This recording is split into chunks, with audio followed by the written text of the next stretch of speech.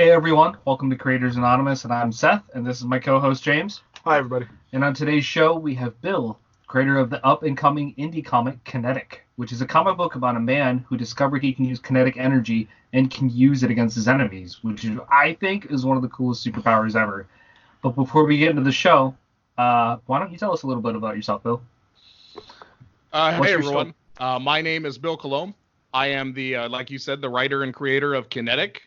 I'm born and raised in Seattle, Washington, and just always had an affinity for comic books, and one day decided that, hey, this is something that I'm going to do, and I'm going to take the plunge and do it myself. Awesome. Do you have any family out here? My family was born and raised out here. Unfortunately, my mother and father have passed, but I have a lot of family now down in England. Oh, it's all good, man. Okay. Did the way you grew up kind of have an influence on the comic at all? As a kid, and I think with almost every kid, when you show a child a comic book, they almost instinctively want to draw their own. I remember one of my biggest influences growing up, just in comic books, was the old X-Men TV show in the 90s. Nice. And I'm sure everybody remembers that, but I was so... Oh, yeah, that's one of my favorites. I was so into it. And I remember because I was into it, my dad came home one day and he must have gone to the local comic shop and just brought a huge stack of comic books and basically just laid them out and was like, hey, man, I know you like X-Men. Here's some X-Men comics for you. And I just remember reading and rereading those for so many times. To this day, Nightcrawler is my favorite X-Men. Nightcrawler? Yes, Nightcrawler. He can freaking teleport. How cool is that? That is pretty awesome. I want that superpower too. What about you, Bill? Well, if you could have your favorite X-Men, what would it be? I really liked back in the day Colossus. I thought it was such a cool power set that he could just was basically invulnerable. But I also like Nightcrawler. Loved Wolverine and I'm sure everybody loved Wolverine back then in the 80s. Yeah. But I love the dynamic between them. How, Cyclops and Wolverine had their little feud, and Wolverine even had feuds with,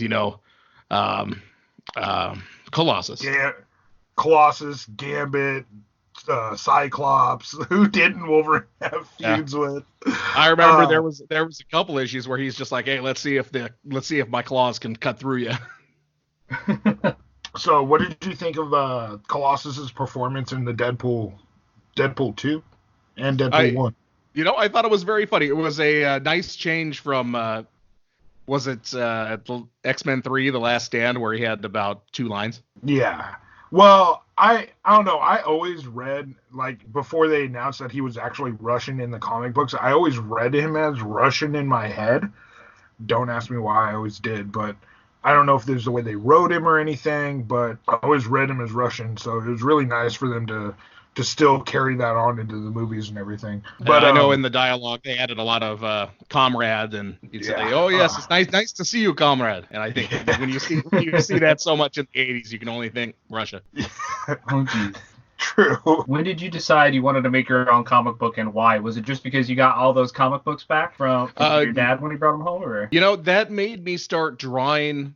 This is going way back. I don't even think we talked about this last time I talked to you. So way back when I was a kid, this was probably 2nd, 3rd grade. I got those comic books. I'm like, man, I'm going to make my own comics. But they weren't like comic books. It was like almost a comic or like a children's book.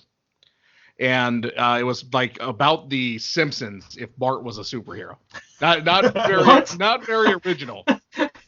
No, and actually, this I think maybe the first time I've talked about this to somebody who wasn't family. So I used to make these. I used to make these little comics and staple them together, but not saddle stitching. Just I would take the letter paper and just staple them together. Then with most kids, got out of it. Didn't do it for a long time. And what the heck is a saddle stitch? Saddle stitch is just stapling the pages. Just staple. Oh, okay. I just never heard it say. Sorry, I interrupted. Go ahead. Oh no, that's fine. But yeah, I didn't even saddle stitch those together, man. I would take the papers and just staple them on the sides. So there'd be about, a 1/4 inch of paper that you couldn't even use because it was stapled. But, sorry, gone off on a tangent there. But fell off for a long time. In the I think probably the mid-2000s, got back into collecting comics again. And about probably 2009, 2010, 2011, somewhere around there, I decided, hey, I'm going to write some comics. This is something I always wanted to do. and I wrote some comic scripts, but they never went anywhere because the internet's not. I couldn't find an artist. The internet wasn't like what it is now, where I can hop online, go on to DeviantArt, or go on and just find an artist and actually say, "Hey, I'm willing to pay you." So I had some horrible. I'm sure they're horrible scripts. If I ever go back and find them, I'm sure they'll say, "What was I thinking?" But also around that time, I just had an idea that I thought Kinetic would be a cool name for a superhero. So I just kind of sat that in my thought bank somewhere and stopped doing comics for a while, just really stayed on my grind working. And I think it was 2015. I said, I'm going to work on this Kinetic idea. I think Kinetic was just such a forceful name. I was like, I think it's really going to sound good. And the next thing you know, I had a script, and then I had a book, and then I had a full series. Nice. Yeah, and now here I am. All right, so back to my question. Who has had the biggest influence on you outside of the comic book industry, and how did they affect your life? Outside of the comic book industry, a lot of teachers growing up, and my parents, I'd have to say, just because we get so much from our parents. I know I get a lot of my sense of humor from my mom, but even my dad had a good sense of humor. I know for anybody who knows me, like, I'm sure talking to you, I sound kind of pious and not pious. That's not the word, but just I sound probably a little stiff. But it's like, hey, I actually enjoy a good joke. I can actually relate to you on that because my dad always had the Star Wars original release VHSs sitting on the shelf growing up, but he never would let me watch them when I was a kid ever.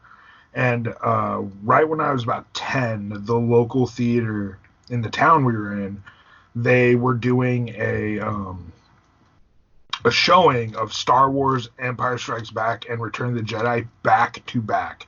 Buy one ticket, get all three movies. So my dad took me to those movies, and we watched Star Wars. We had that like little half-hour interlude, and like that movie, it blew my mind. I was like, oh my god, I can't wait to see the next one. My dad's like, well, 10 minutes, you get to see next one. And then we went through Empire Strikes Back.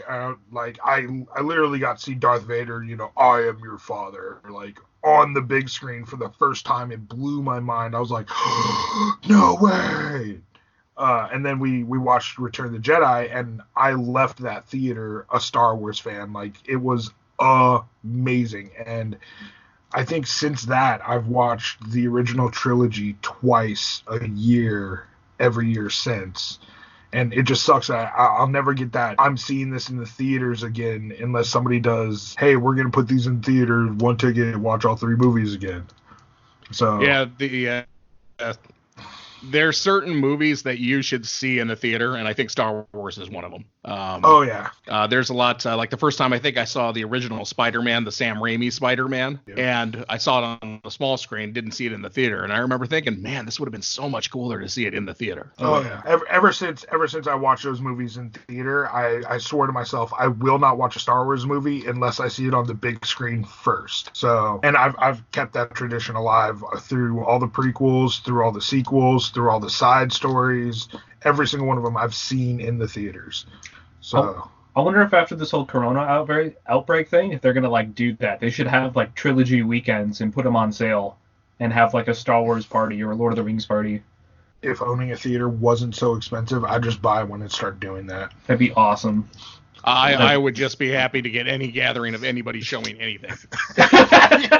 I'm getting right now we're about 2 weeks in, and I'm getting so stir crazy. You know what's actually doing really well right now, and I can't believe they reopened it, but it's still open. The Starlight Drive-Thru, the drive-in movie theater. What? It's freaking open right now, and it's doing really well because they straight up said, don't get out your car.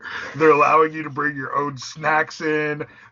You have to pay online, so you literally just drive in, find your parking spot, turn your radio to the frequency, and watch the movie. So I was like, that's crazy. That's awesome. I got to see if there's one nearby me. I need to go. This is cool. I just heard about it on the radio yesterday. I was like, yes, drive-ins are back. Who has had the biggest influence on you inside the comic book industry? As far as writing technique, I'd probably say Alan Moore. Alan Moore? I think he's the best writer in comics, like hands down. What There's a else- lot of Alan Moore wrote Watchmen as well as V for Vendetta, From Hell. He's done a lot of different stuff. Yeah, he's also done a run on Fantastic Four. He's done a run on X-Men. He's done a run on. He's even been over in DC and just done a run on Superman. He's done a run on Batman. He wrote The Killing Joke. That was a good movie. I'm surprised that one. Like, it was weird how it ended. Like, no, I never would have expected that. I think I remember reading somewhere where he spent a stint in Japan in working with a lot of Japanese manga writers, writing on a few or mentoring a few of the people over there, and turned out some of the biggest mangas to come out of Japan.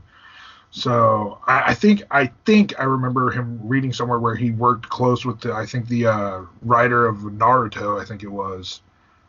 That and Naruto was huge, but I know I've read somewhere that Alan Moore went to Japan and worked with a lot of manga writers over there too. Cool. So Alan Moore, go ahead. A lot of the tropes I think I use and that I use in my writing. Like, I don't want to compare myself to Alan Moore at all because he's way up here, I'm way down here. But he uses a lot of arc words, a lot of a word said throughout the series. I really love arc words.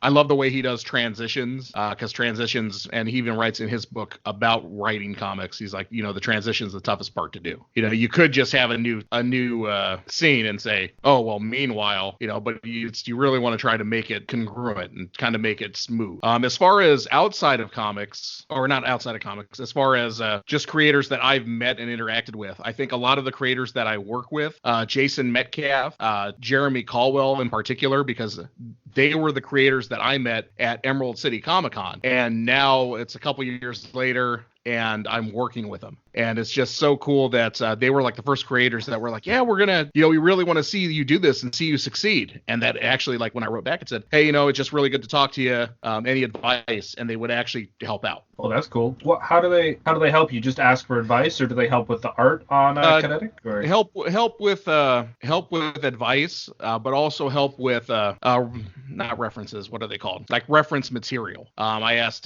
because when I was starting out, it's like, hey, I knew kind of I could write, but I didn't know how to write a story. I didn't know why stories were constructed the way they were. And they brought up references saying, hey, well, look at this book. It might explain it a little bit more. Look at this book. It might explain a little more. Like Blake Snyder's Save the Cat, which is about screenwriting, but it's applicable for just about every fiction writing you do. And he explains out, hey, here's what happens, here's why it happens, here's why it's important. But it's kind of a double-edged sword, because if you read that book and you go back and watch your favorite movie, and you can see, okay, well, this is this part, this is why they did this. So a lot of times it can ruin fiction if you get too analytical about stuff. True.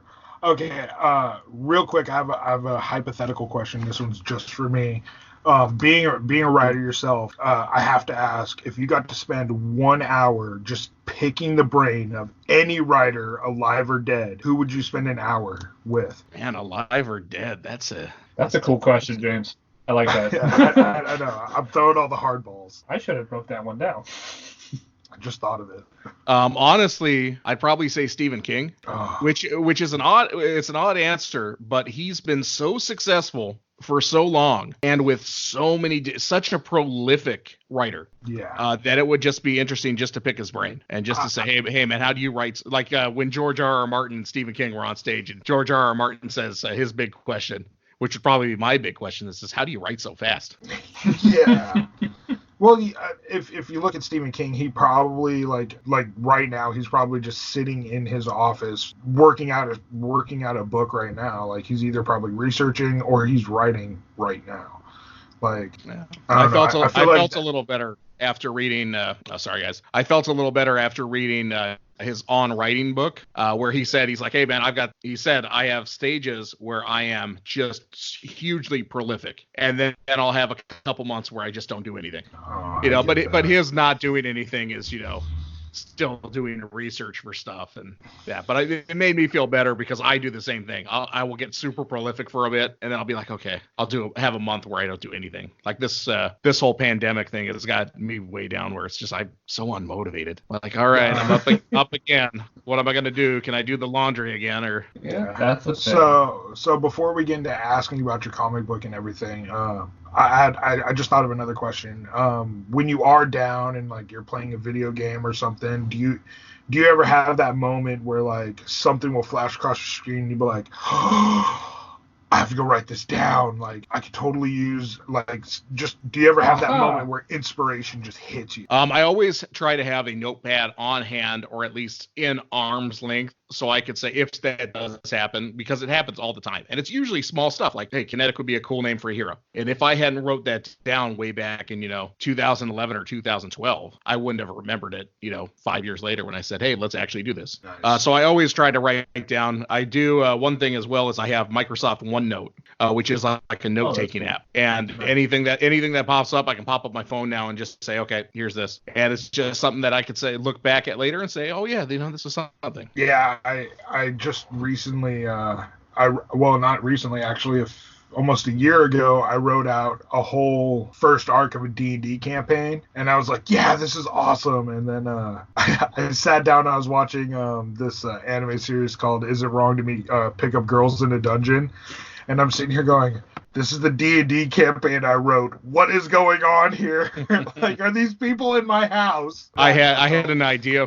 I had a similar idea for I was going to call this, it was a high concept. And I said, man, I'm like, okay, I've got this concept and I've got the perfect name for it. And then just late one night, I think we'd all had a couple beers here at the house. And we said, let's look this up. And then looked it up online. And there was something with a very, very similar name and concept. And I said, no. Man, I'm like, and it was like one of those B movie. Yeah. It was like a step down from a B movie, and I was like, oh my goodness. Well, I guess I can't use this. Oh jeez. Yeah, those dang B movies. Oh yeah, it was so down from. It was just funny because it was so similar in concept. I wonder if I hadn't seen it or it hadn't been playing when I was sleeping, and I just took it in because it was like a past his prime protagonist who was like really gruff and angry at the world, and then he gets called back in to do one last mission, and I was just like, this is like following me beat for beat. Yeah, I was doing that same thing. I was like, this is exactly my world, except I put mine in like a futuristic apocalypse. Like basically we've already hit that golden age where people can be healed like just by getting stuck in a machine, but the only difference I had was everything ran on magical energy, not electricity.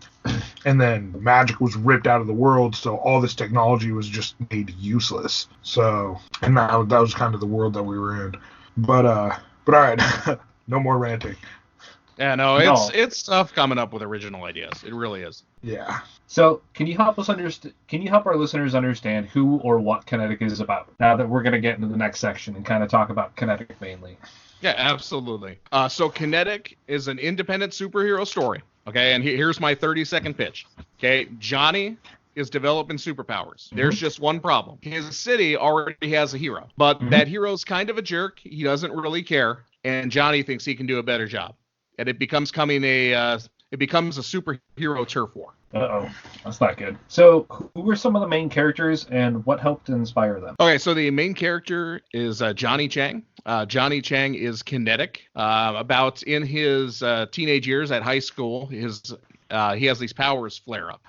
Then they go away, and now it's a couple years later, they're coming back. Even Johnny doesn't know exactly what's going on, so we're learning along with him the full extent of his powers, and also Johnny's our main character, and his brother Jimmy is a little more cocksure, a little more rough and tumble. He's a little bit older than him, and he's the one who's just Johnny's a little more timid, and he's kind of taken from his brother to kind of step up in the role that, hey, maybe I need to be the hero because I have these powers. The main antagonist is the Ascender. He is the hero that is a jerk. The Ascender's kind of an Iron Man type. You know, it's funny, when I started doing this, I did everything to say, hey, it's not Iron Man. It's not Iron Man. At the end of the day, it's a guy in a suit of metal. So it's like Iron Man. It's the easiest way to describe him. He's a jerk. The city that they're in, Velo City, a fictional city. It's split between the North End and the South End. The North End's a little more affluent, and the South End's a little more rundown. So Johnny and his brother and friends on the South Side. The Ascender doesn't really patrol down there. The Ascender, he's out more for the fame, more for the glory. If you're a rich guy living in the North End, he'll come down and save you, no problem. But if you're living on the South End, you're probably not going to see him. And that's a thing. Okay, sorry. Real quick. When I was reading Kinetic, I got a very distinct feel about the type of city that they're in. What city did you base what city did you base Kinetic in, or which one did you base it off of? Because I felt like you were in New York, and I felt like the Ascender was pretty much in the Upper East Side, you know, like the Richie zone, and these guys were like down in the Bronx. Well, being from Seattle myself, I didn't base it on any city too specifically, but I think the easiest contrast to make is Chicago, because Chicago is literally, hey, there's North Side, South Side, Chicago. But I could see any big city, L.A., New York.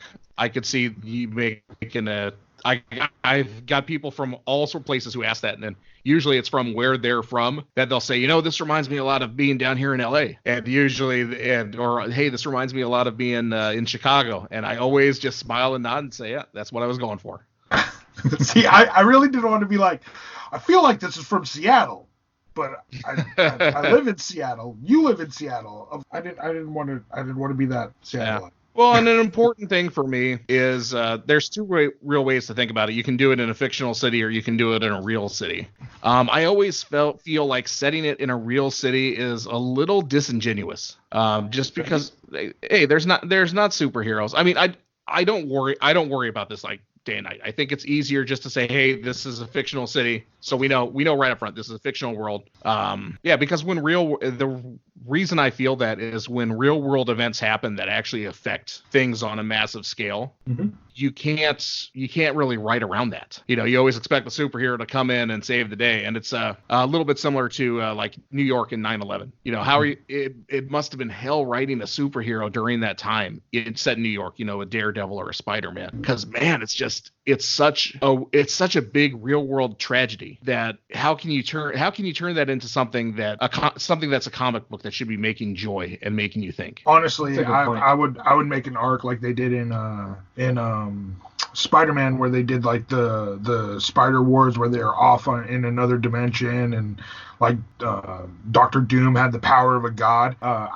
If I was in an arc like that, I would write in, how I would play it off is I would write in when they got back, they'd be like, whoa, what happened on Earth? And then all of a sudden they see headlines, terrorists crash into World Trade Centers, and then now all these superheroes are like, crap, we were up in our own crap so long that we missed one of the biggest tragedies. Like, our people needed us here, and we were nowhere to be found. Yeah. Like, don't get me wrong, I'm not saying it can't be done, and I'm not saying it shouldn't be done. And this isn't something that I dwell on all the time, saying, oh, well, let's never set this. Let's make sure that this is all fictional. But it's just, I think it's also part of world building too. Yeah. That, hey, my city, Velo City, I want that to have its own tragedy. I want it to have its own tragedies and its own tale to tell. If that makes sense. Yeah. Oh no, I totally get it. I was just saying that's how I would do it. But I, like, whenever I write something, I kind of get stuck on how the characters are feeling more than the events that are going on. I kind of get stuck into the aftermath, and I always feel like nobody really gets to see the heart of a character, and they don't get to see how they're feeling after giant tragedies. It's always like, they just beat Galactus and holy crap, everything's good to go. And then the next thing you see him is, I'm working on this project in my lab. Dude, you just went through a life traumatic event. You didn't lose any sleep over that? Like, there's no PTSD at all. I'm sorry, I would have PTSD. Yeah, no, it's a tough line to walk between events happen, the story's got to move forward because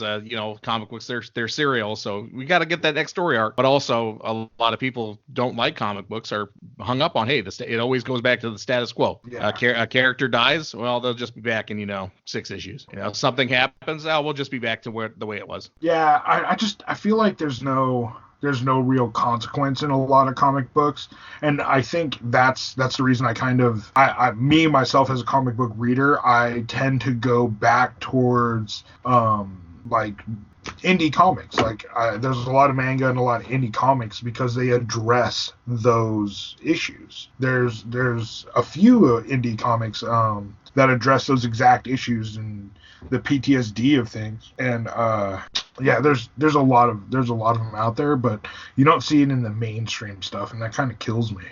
Yeah, that's one thing that I like so much about Game of Thrones was just those events. Every decision that was made had a consequence. Yeah. It wasn't a random person got killed just to randomly kill them. Like, there was a reason, because this other character was mad because something happened. And It's one thing that really drew me into that series was I said, man, I'm like, okay. How did you come up with the nickname Velo City? I don't think it's a nickname, buddy. I think that's You're right. Wrong question. I asked it wrong. How did you come up with the name Velo? It was a play on velocity. Velocity? That's so velocity. Cool. Got it. But also they ride, a lot of the main characters are riding motorcycles. And Velo in Spanish is like, or Spanish in a lot of Latin languages is bike. Like, you go to the village to watch bike. So it's kind of a play on that. I think I also may have watched Mind around that when it was Metro City, and Megamind would always refer to it as mispronounce it as Metrocity. I'm telling you, there's no greater anti-hero in the world than Megamind. Megamind's pretty cool. I agree. So, as far as a hero goes, for Kinetic, is he someone that enjoys having his powers, in your opinion? Or is he does he hate having them? Is it a burden to him? What do you think? Man, I don't think he has his first time around. I feel like that's a total spoiler because that hasn't been addressed in the comic yet, and I'm just like, he's kind of just discovering him right now, dude. You're right. You can't really hate something if you're just learning. Yeah, if you're just learning. I definitely want to say I don't want to say Kinetic hates having his powers. Because especially he's learning how to live with them. Mm-hmm. I think he's really going to enjoy having his powers as it goes on. If that's not too spoilery, wink. Okay. But no, it's that's one thing too that we didn't address was he said, hey, there's only a couple ways that he could have gotten his powers. It could have been an alien, it could have been a mutation, government experiment, and I just said, hey, instead of let's worrying about that, let's do like the 1989 Batman movie. Here's our character. He's got powers. Let's go. I really like that because that means later down in the road when finally people have built up, like, how did he get his powers? You can go into like a flashback arc and ultimately decide how he got his powers, or you can do like a dream sequence. I don't know. I'm just saying. Yeah, no, we're gonna reveal it. It's just it'll take some time in Volume 2 or Volume 3 to get there.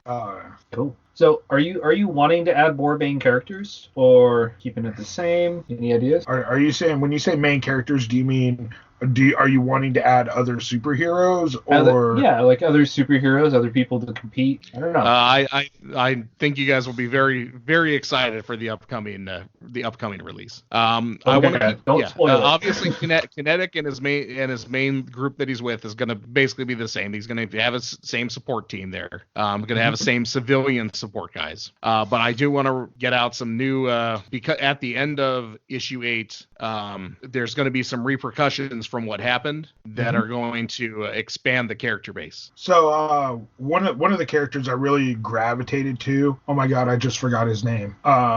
Gold Scythe. Red Reaper. The Red Reaper, thank you. Yes.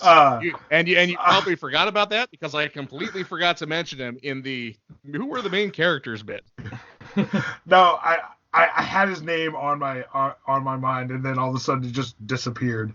So the Red Reaper is and I don't know if you guys want to edit this or how you guys are going to chop it up. The Red Reaper is he's kind of an underground superhero. General public doesn't know about him. He's on his own mission throughout the series as well, but kind of in the process takes Johnny Kinetic under his wing. Yeah, I honestly didn't get that feel from him. I got a total anti-hero feel because he's willing to just take anyone out that's in his way. He has a very distinct goal. He will do that goal, and he kind of took Johnny under his wing, but he's not afraid to kill him if he has to. So I like that. When I read his drive and determination, I instantly fell in love with that character, and I love that. I love the color scheme he chose for him. Like he gave me a very Dark Knight meets Moon Knight meets the Grim Reaper all in one, and I was like, oh my god, I can't wait for this guy to develop more. Like, this is gonna be an awesome character. Yeah, I think it was in issue 4 when we did the flashbacks revealing, hey, what his motivations were. Yeah. And I remember very vividly coming up with that concept, coming up with that idea, and just thinking to myself, that's a good idea. When I was editing, I think issues 3 and 4, I was editing, I'm reading through the book, and as I was reading through, I got a little lost in the story, which shouldn't happen because I wrote the story, so I know everything that happened. But no, and then at the end of it, I was like, man, those are actually good issues. I really like that. Yeah, I really liked your whole first volume. Like, I sat down reading it, and the very first time I read it, I kept getting distracted by my kids, and I was starting to get sour on it. I was like, oh my god, I'm never going to finish this freaking thing. And then finally, I was like, I'm going to finish it. And I sat down, I started reading it, and I said to my wife, I was like, I'm having a really hard time getting through this because of the kids, and I really just want to focus on it. And then I finally got to sit down and focus on it, and I gravitated to the Red Reaper. I have so many questions about Johnny, but all of them are spoilers. So, I mean, if later you want to pull me to the side, give me the whole spoiler thing, I'm okay with that. Free spoilers through text message, just saying. I'm just saying, if you want to send me spoilers through text, I'm all about it. I will keep them to myself. Sorry, world, can't have them. And when I closed the book, the very first thought I had was, oh my god, this is DC writing meets Marvel art. And a lot of people are like, oh god, DC writing, because they instantly go to the horrible movies. But the one thing DC has is amazing comic books and amazing video games. And I feel like this is literally a DC comic book / video game writing style that meets Marvel art, and it worked so well. And I set the book down and I was like, so what happens next? And I don't get that often. I don't get that when I read DC or Marvel, because I'm just like, well, I can pretty much see what's going to happen next. But with Kinetic, I'm kind of left on a cliffhanger, and I'm like, yeah, I need to know what happens next. So, well, first off, thank you so much. Honestly, the best compliment I can get as a writer is when somebody says, hey, I just want to know what happens next.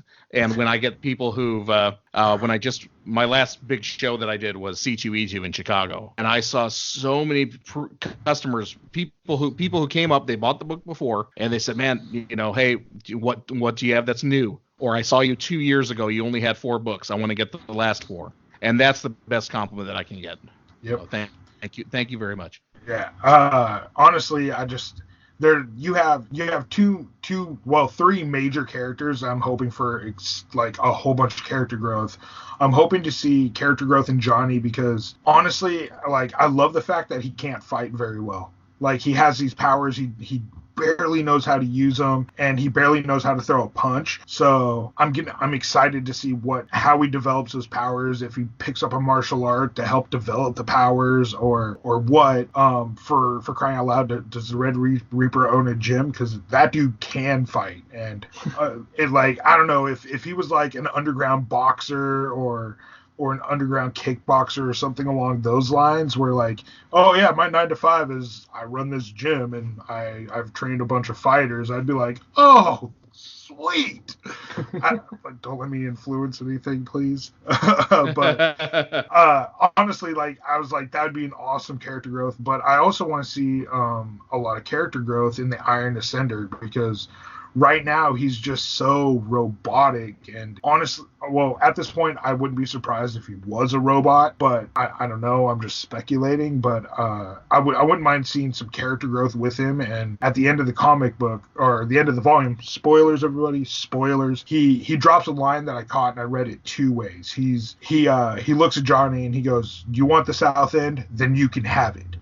And that I read that two ways, as in him taking a jab at him, like, all right, I'm going to leave you the South End. Let's see if you can handle it, big boy, because you just got in over your head. Or two, he's acknowledging Johnny as a superhero, and he's like, you know what? You got the South Side. I'll take the North Side. We can man down this city together. So I'm kind of hoping it goes either way. Yeah. Well, and that's one thing too. That's one of the few things that you can do on comics that does not translate to movies and television very well is, and I didn't really think about this till you just brought that up, but yeah, there's the connotations on that is very much based on how does he say it. Yeah. And that was one thing too with the Ascender that we wanted to say, hey, everybody speculates that he's this one guy, but nobody knows for sure. So we are definitely going to expand about that going into from volume 1, which we're done, to volume 2. I can't wait for volume 2. Like I said, sign me up. I'll do the auto renewal thing, whatever. Like every time a volume release, just mail it to my house. Like no, I'm so excited for it, and it's been a long time coming. Yeah, making comics. This whole wall can be kinetic.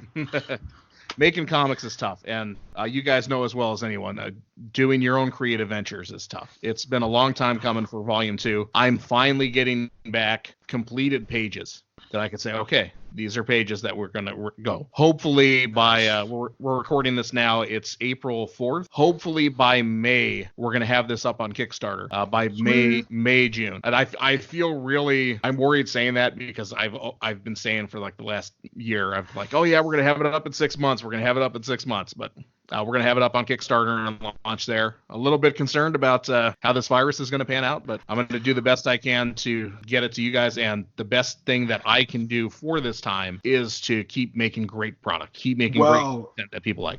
You have my email. When you do put the Kickstarter up, email me immediately.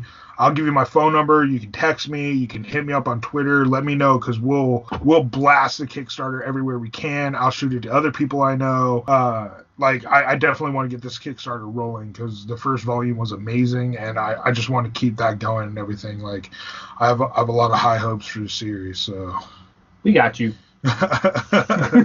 And I appreciate it, man. I just ran the original 8 issues were self-funded, so I paid it all myself, and then we kickstarted the graphic novel, putting it all in the trade. And so, man, what an absolute terrifying rush that is, putting something up on Kickstarter and saying, hey guys, let's pre-order this, let's get it funded. Because I was honestly thinking, and this is something I share with people, but if they got to bring it up, I was concerned if that Kickstarter failed. I didn't think that I would make any more books. I said, yeah, I'm thinking it's tough as it is. It's tough enough doing it. No, you can't leave us hanging like that. You just keep going back and back and back and back. Now, just know, like, I'm gonna be sharing the hell out of that Kickstarter. Like, I will definitely back that Kickstarter. I want to know what the heck is going on with Volume 2. Like, I want to know. It's killing me. Yeah, no, I'm very excited for it. And actually, just you talking about it, man, I'm excited for you to read Volume 2. There's stuff we're doing in Volume 2. Yeah. That's, your mind's gonna be blown. Man, if that Kickstarter fails, you can just keep my money. Just send me all the pages. I'll print them out and make my own book. If you don't mind sharing some of the numbers, like how much did it cost to like self-fund it? Like you don't have to, but like for someone to want to get into doing what you do. I think this is some crucial information, and there's a level of pride on it, because just having a base number saying, hey, I forked out this much money to get this comic book out for all of you to enjoy, like, that's an accomplishment on you. Like, that's a huge venture. So yeah, if there's a number connected to that and you're willing to share, I think it's valuable information. It's not inexpensive. I'll break Okay. it down like I'll break it down like this. Individual issues for paying the artist, paying the writer, paying the artist, paying the colorist, paying for printing. Everybody gets a slice of the pie before I do. It costs about $5,000 to $6,000 per issue. Per issue, and an issue is how many? So I bought the graphic novel. So how much for just the issue with like the comic book? Like a 20-page issue? Yeah, for a 20 to 24 page issue. Now there are people who can do it less expensive. If I was to get a different artist, or if I was to get I know there was another one that I did that I wanted to say getting that out would have been about probably $3,000, $4,000. But especially when I'm the writer creator, the artist gets paid before I do. The colorist gets paid. The letterer gets paid. The printer gets paid. Then finally, then the convention that I go to, they get paid, and then eventually I may be able to sell one at a convention and make some money back.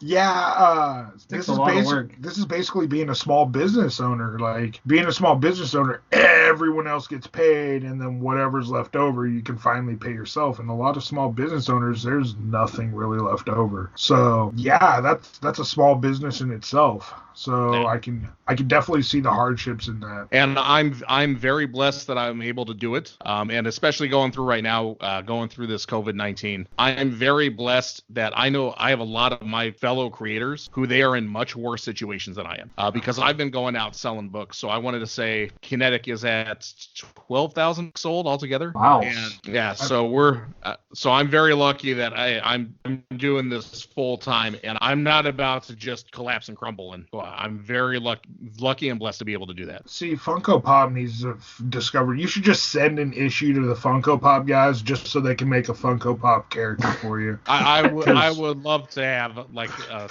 Funko Popper. I thought about doing a little figurine or something, a Kinetic figurine, but the costs for it were just so expensive. But I think Funko streamlined everything to make it just super simple. I would love for Funko. So Funko execs, if you're listening to this, hit me up. I'm gonna just tag them when I launch this video or this podcast. I'm just gonna tag them on it. Screw it.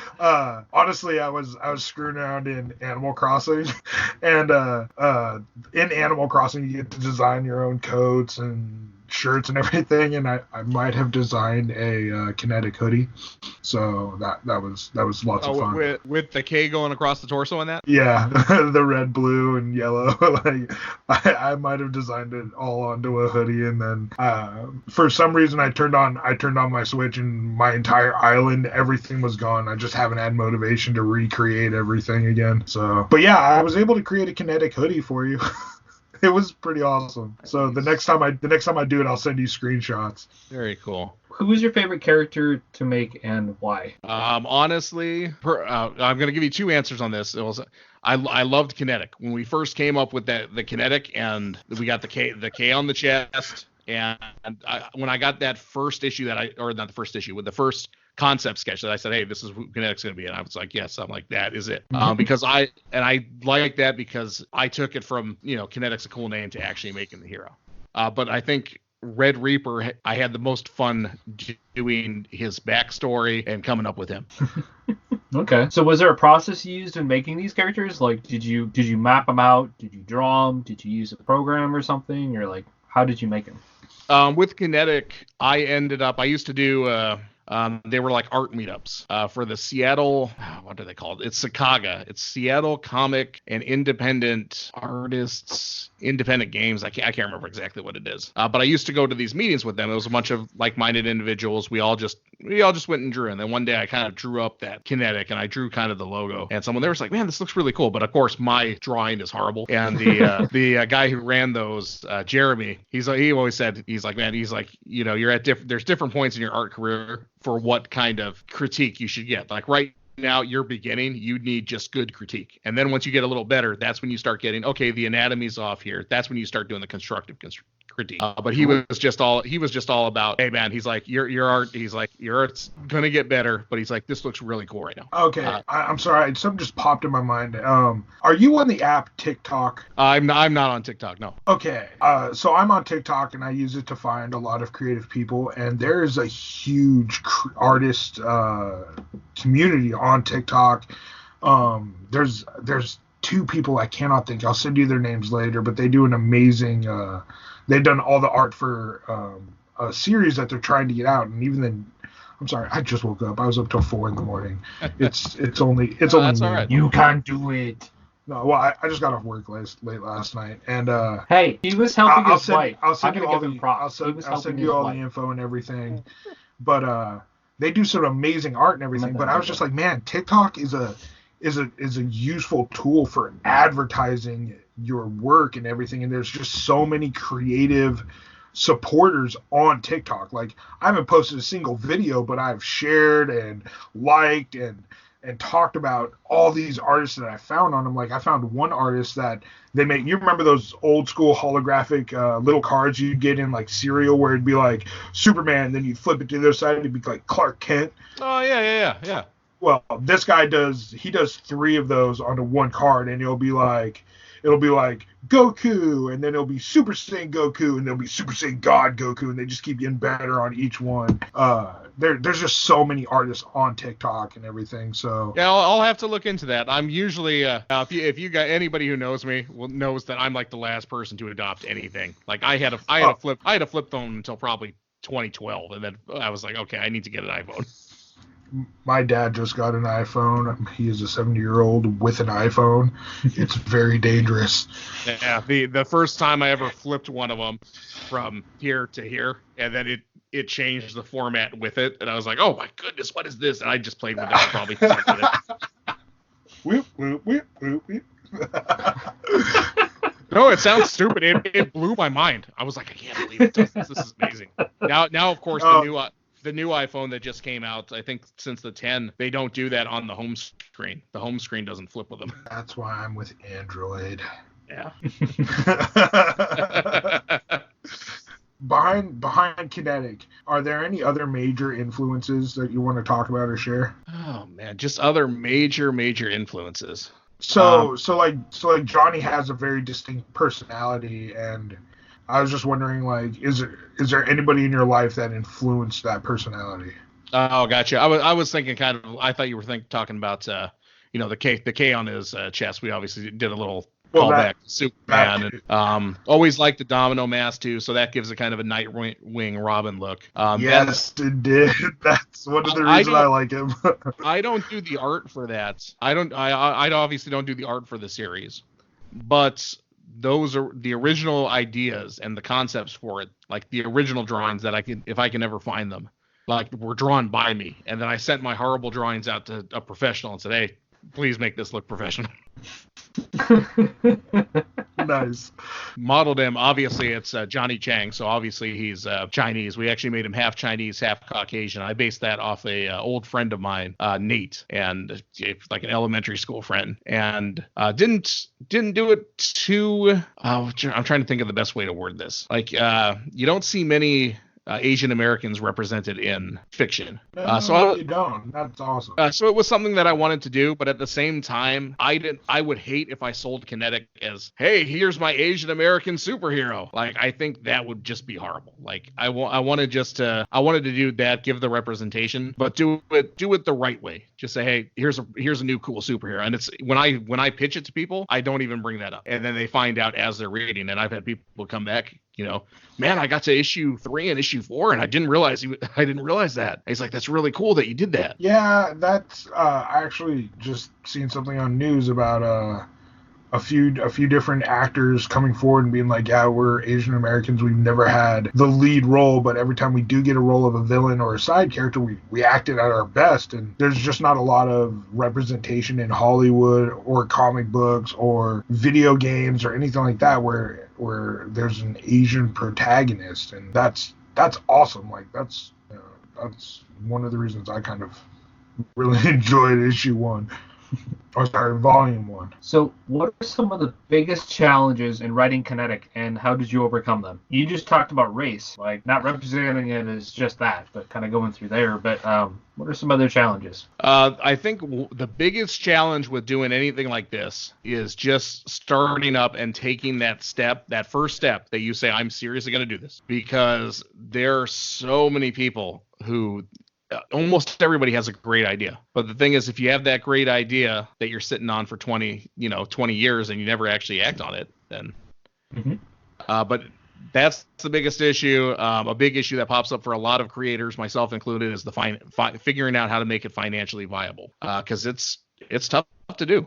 I mean, like I just explained to you the hard numbers on it. It's expensive. It's an expensive business to get into. I overcame that just by streamlining the production, and but no, financially it's very expensive to do it. But also I think crowdfunding can help with that. Did you have any fears about crowdfunding in the beginning? Originally when I started, not everyone was using Kickstarter. Wasn't as widespread as it is now. Like everybody and their mother is doing a Kickstarter now. Whereas back then, I thought when I initially started this, man, Kickstarter's a little shady. Somebody can just, you hear about, Sullivan Sluggers, I think was the book that, and a couple other books that did really well, but then never delivered. And so I was like, man, it's too easy for somebody to take the money and run. And the reason I changed my mind on that was a creator that I really respect and admire basically said, hey, are you planning to take the money and run? I said, no, of course not. I'd never do that. And he says, well, then what are you worried about it for? And that kind of clicked light on that said, okay, maybe I can use Kickstarter myself. Yeah, the thing about Kickstarter though is just posting it, because everybody and their mom uses Kickstarter now. It's so easy to just post it and then it gets lost inside of Kickstarter. So when you post Kickstarter, you got to advertise the crap out of it, not just on Twitter, but you got to be on Twitter, Facebook, Tumblr. You got to be on all the social medias. And a lot of Kickstarter success has to do with your personal fan base. When I put up my Kickstarter, I send out an email to everybody on my newsletters. I'll send out to everybody on my Facebook group, everybody on my Twitter, just to let them know and get the heads out. And usually I have a monthly newsletter that I send out. Every now and then I send out 2 a month. But when I do the Kickstarters, I send out newsletters frequently.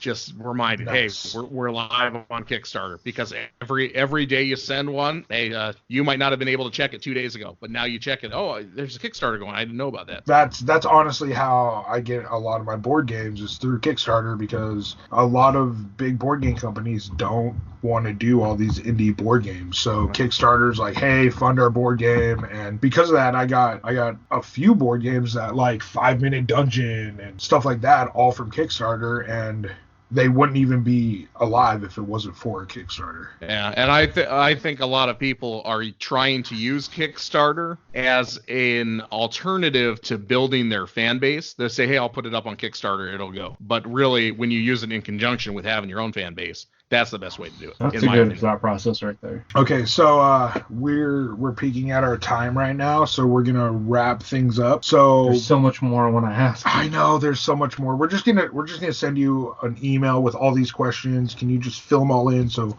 we can have the answers, and I'll put them all in the show notes? Yeah, I'm absolutely. joking. I know. I'm more than happy to help you guys out, man. Okay. Honestly, there's a lot of questions there, but we have a lot. So can you please tell the listeners where they can find you on all the social medias? Yeah, absolutely. You can find me at my website, www.ycomics.net. That's just the letter Y, comics.net. I'm on facebook.com/ycomics.net. And Twitter, I am Seattle_ycomics. If you want to shoot me a message, Twitter's the best way, because I always check Twitter. I always check Facebook. I also am on Instagram, but that's not the one to send it to me on. That's ycomics.seattle on Instagram. Avoid Instagram. Got it. I can't use Instagram either. I don't understand it. I feel old saying that. I'm like, who's these youngins with this Instagram? Yeah, Instagram was the last one that I picked up, so I'm more familiar with Facebook and Twitter. Like, I still use Instagram, but I use it much less frequently than Twitter. Well, Bill, it's been awesome talking to you, and I hate to wrap this up because there's so much more I want to ask, and it was fun meeting you at the con and just hearing about your story and about Kinetic. So yes, and you have us wanting more, so much more. Yes. Hey, well, thank you so much for having me on. Definitely. Now let's wrap this up. So thank you for joining us on Creators Anonymous. We are asking for your help. If you know someone that deserves to have their story told, or have any questions about supporting this creator or any others we have interviewed, let us know on Twitter at CreatorZAnon, creators with a Z, and or our email at creatorzanon@gmail.com. You can chat with me, James, live on the Cast Junkie Discord. And speaking of Discord, Bill, are you on Discord at all? I am on Discord. I don't have my own Discord server though. Oh, okay. You might run into me. I want to say I'm Bill C83 on there, but don't quote me on that. But that's another one. If you shoot me a message on Discord, you're not gonna you won't hear back. I'll check Discord every now and then, and if I see it, I'll do it. But I don't check it like daily. All right. Well, if I ever join any Discord channels I think you'll be a good part of, I'll shoot you an invite, and then I'll tell you on Twitter. But yeah, you guys can chat with me live on the Cast Junkie Discord. Hit me up on there anytime. And until next time, guys, stay creative.